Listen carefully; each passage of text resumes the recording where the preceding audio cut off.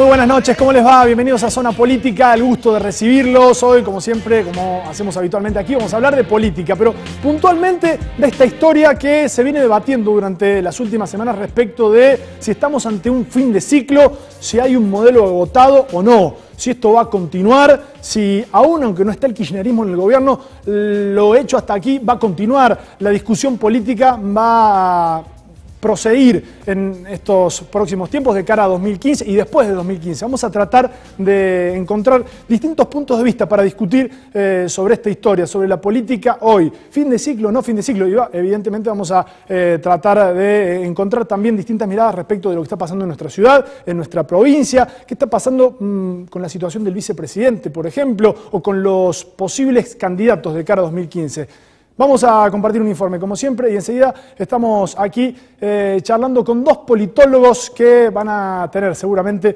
miradas muy diferentes respecto de la política en Argentina, en la provincia, en nuestra ciudad y en Latinoamérica.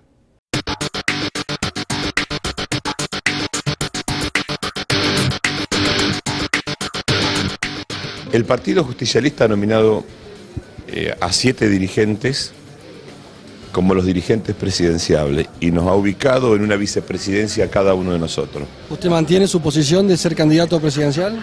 Yo no he definido todavía, no he definido, lo analizaremos en su momento.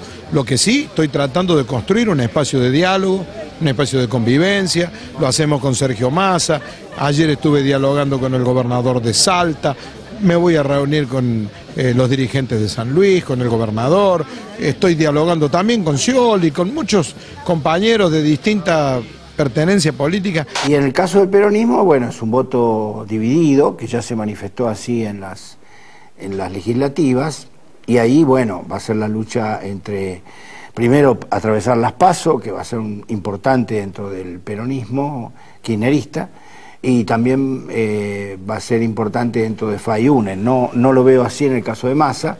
Bueno, Massa de hecho es único candidato y dirigente máximo.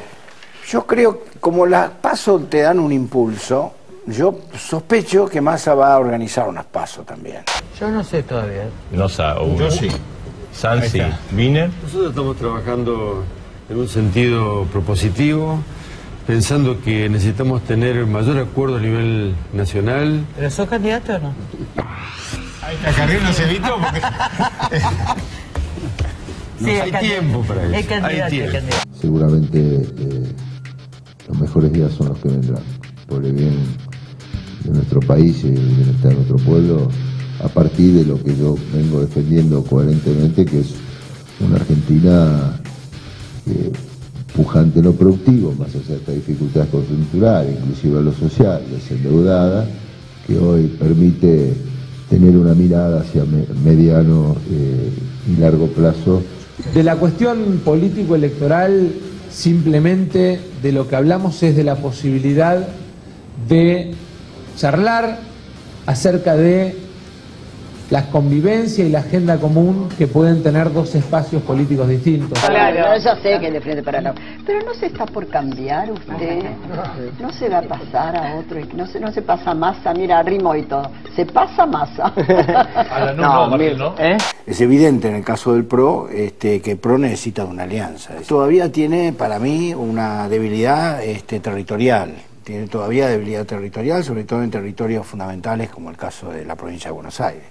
Nosotros sabemos gobernar, no le tenemos miedo a eso, que sabemos cómo lidiar con el peronismo en la oposición y lo vamos a poder hacer, que no tenemos que volver a confiarle nuestro futuro a los mismos que han gobernado los últimos 30 años, porque han prometido de todo y han cumplido muy poco.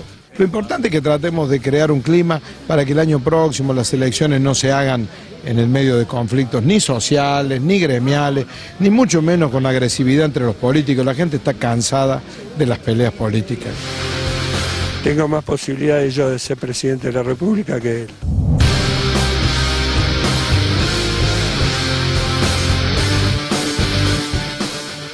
Bueno, nos ponemos a discutir ya de política, si hay fin de ciclo, si no hay fin de ciclo, si hay un giro a la derecha en nuestro país de cara a 2015. Juan Manuel Losita es politólogo, es presidente de la Fundación 20 de Noviembre, está aquí con nosotros. Juan Manuel, gracias por venir. Gracias. Bueno, y Andrés Daín, que es doctor en ciencias políticas, que es docente además, que es investigador del CONICET.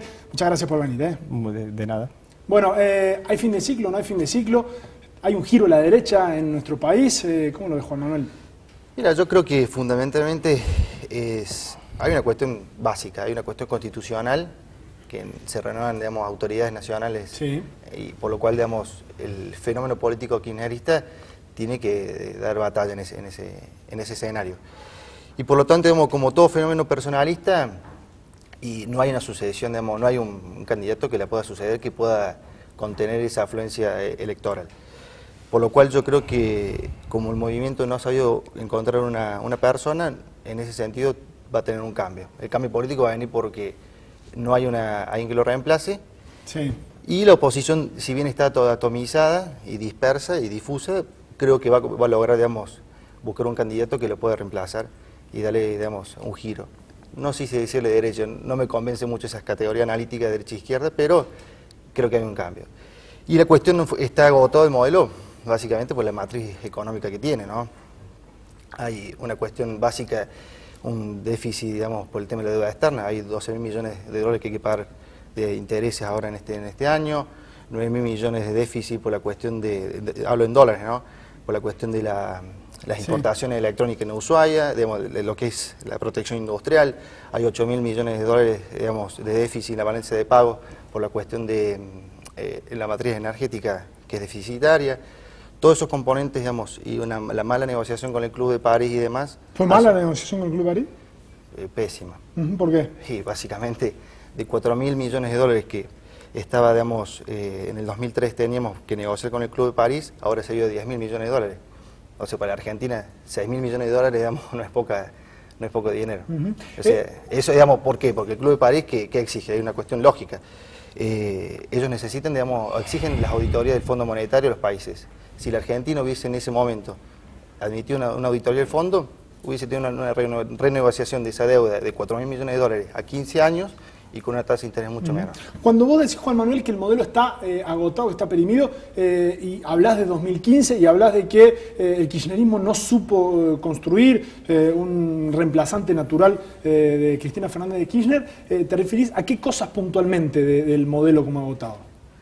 Y bueno, digamos, la conducción política, digamos, ha sido personalista y en eso mismo, digamos, no ha dado lugar a otro tipo de una personalidad propia que encarne el espíritu que ha tenido el kirchnerismo en estos últimos 10 años. Porque podemos hablar de Daniel Scioli. Yo creo que Scioli va a ser el próximo presidente. Pero por una cuestión, digamos, lógica dentro de que creo que es la persona que va a captar la fuga del pejotismo que se está dando en todo el mapa nacional. Pero no creo que realmente sea la persona que encarna, digamos, o sea, digamos, la persona que herede el empuje y la fuerza que tenía, o el sello que tanto Néstor como Cristina Kirchner han tenido en su gestión de gobierno. Es algo distinto, pero bueno, ellos, digamos, si uno hace una comparación con el fenómeno venezolano, Venezuela, digamos, pudo, digamos, encarar a alguien dentro del mismo régimen que haya una continuidad, un reemplazo. ¿Consideras que es un régimen lo de Venezuela?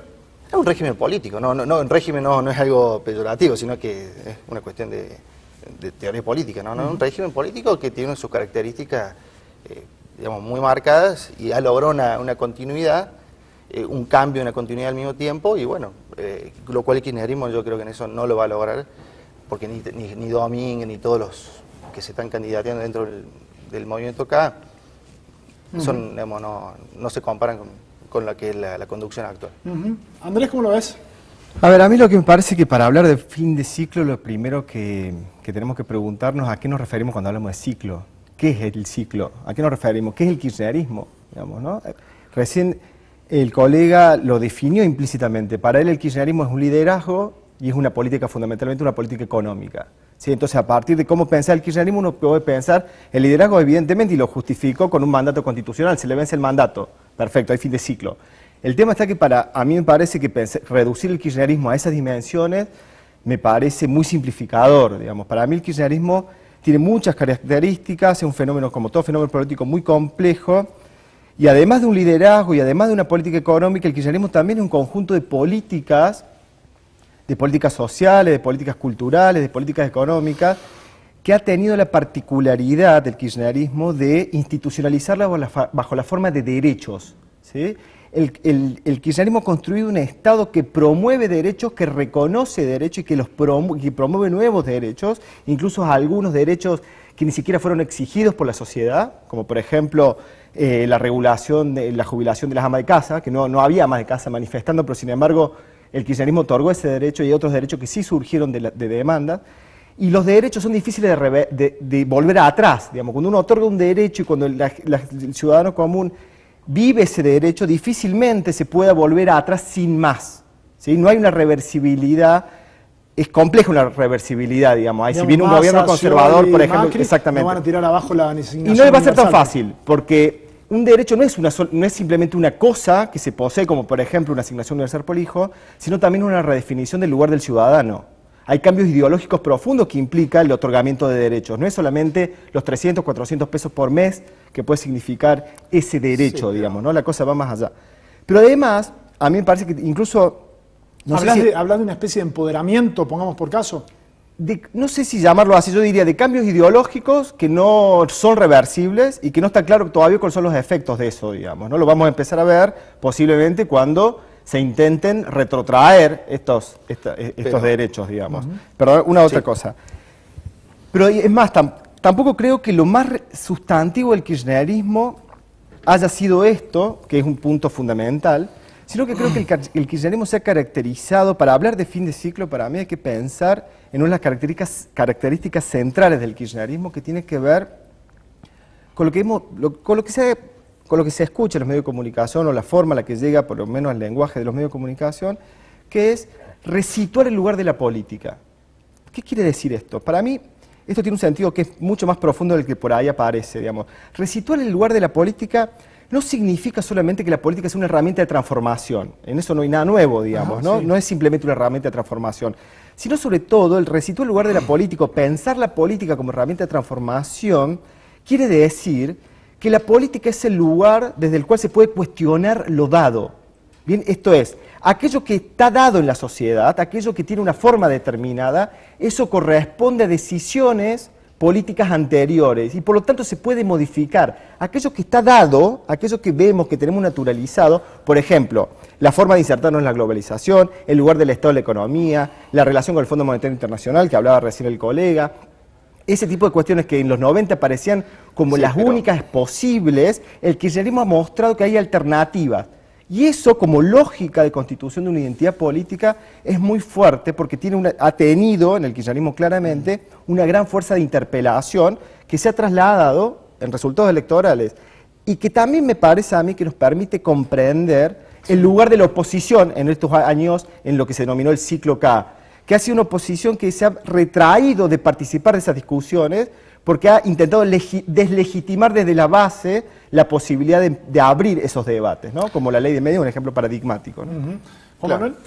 Sí, me parece que no, bueno, acuerdo con las cosas con el colega y demás, pero a ver, aquí hay una cuestión fundamental. A ver, la materia económica, hay que ser claro en este sentido, la política tiene una base económica, una base de economía política, si se quiere decir.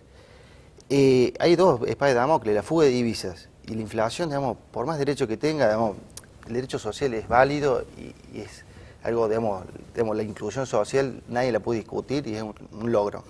Lo que pasa, digamos, si hoy vemos los informes de la UCA, la Argentina sigue teniendo 10 millones de pobres.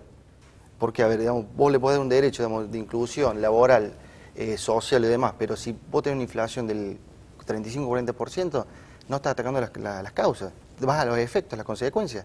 En definitiva, digamos, tenemos en la Argentina, vos podés tener un subsidio de 10.000 pesos y si tenés a fin de año una inflación del 50%, son 500.